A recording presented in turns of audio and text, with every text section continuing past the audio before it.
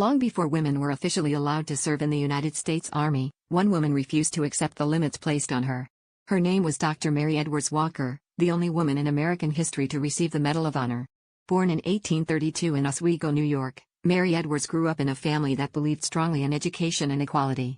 She later attended Syracuse Medical College, graduating in 1855 with a medical degree, becoming one of the few female physicians in the United States at the time.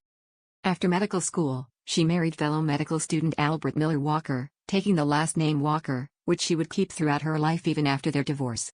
When the Civil War began in 1861, Dr. Mary Walker volunteered to serve as a surgeon in the Union Army. The Army initially refused to commission her because she was a woman. Instead of giving up, she worked as a volunteer field surgeon, treating wounded soldiers near the front lines where medical help was desperately needed.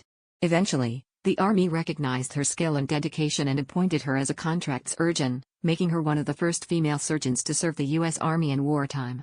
Walker often crossed battle lines to treat civilians and wounded soldiers alike.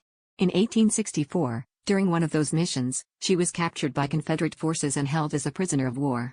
She spent several months in captivity before being released in a prisoner exchange. After the war ended, the United States government recognized her courage and service.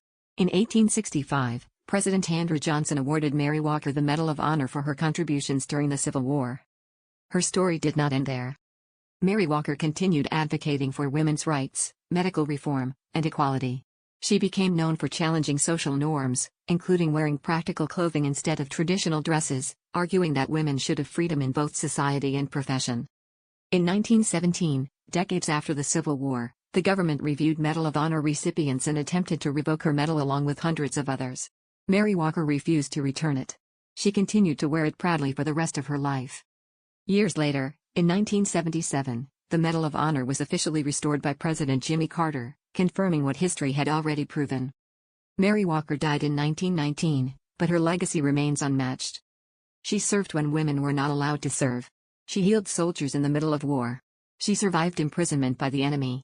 And she became the only woman to receive America's highest military honor. Mary Walker did not wait for permission to make history. She made it anyway. For more stories like this, like and subscribe to Chronicles in Black. New stories every Monday, Wednesday, and Friday.